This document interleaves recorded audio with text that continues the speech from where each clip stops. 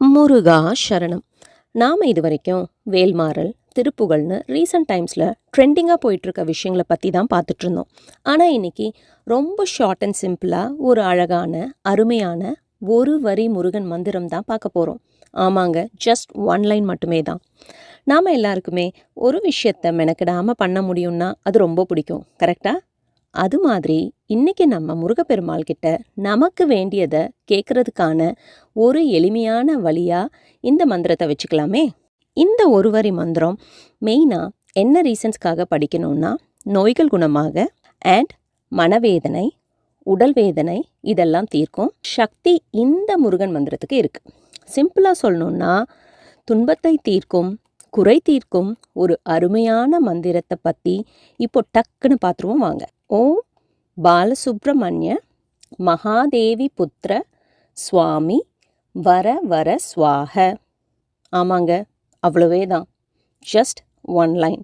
இது self explanatory. நான் எப்போவுமே சொல்கிற மாதிரி நான் எடுக்கிற மந்திரங்கள் எல்லாமே நம்ம எல்லாருக்குமே ஸ்டார்டிங்கில் இந்த மாதிரி எளிமையான மந்திரங்களை எடுத்து கற்றுக்கிறது ரொம்ப யூஸ்ஃபுல்லாக இருக்கும். So this is one of those மந்திரம். ஓகே, ஸோ இப்போ மீனிங் பார்த்துடலாமா? ஓம் பாலசுப்ரமணிய மகாதேவி புத்திர சுவாமி வர வர ஸ்வாக. ஓம் அப்படின்னா நம்ம எல்லாருக்குமே ஓரளவுக்கான அது என்ன அர்த்தம்னு புரிஞ்சிருக்கும். பரமாத்மாவின் சக்தி. சிம்பிளாக சொல்லணுன்னா அது ரொம்ப டீப்பான மீனிங் இருக்குது.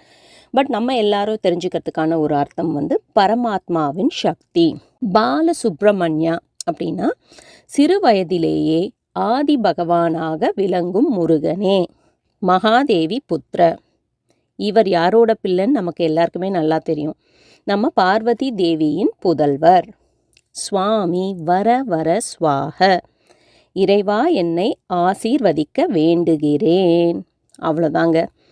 என்ன சொல்கிறாங்கன்னா, பரமாத்மாவின் சக்தியும் சிறுவயதிலேயே ஆதி பகவானாக விளங்கும் முருகனும் பார்வதி தேவியின் புதல்வருமான முருகா, இறைவா என்னை ஆசீர்வதிக்க வேண்டுகிறேன் அப்படின்னு அர்த்தங்க. நம்ம எந்த மாதிரி முருகரை கூப்பிட்டாலும் அவர் உடனே ஓடி வந்துடுவார். முருகா, சரவணபவா, கந்தா, கதிர்வேலா, கார்த்திகேயான்னு நீங்கள் என்ன சொல்லி அவரை கூப்பிட்டாலும் நம்ம பிரச்சனையில் இருக்கோன்னு தெரிகிறப்போ நம்ம கூப்பிட்ட உடனே ஓடி வந்துடுவார். அதில் எந்த டவுட்டுமே தேவையில்லை.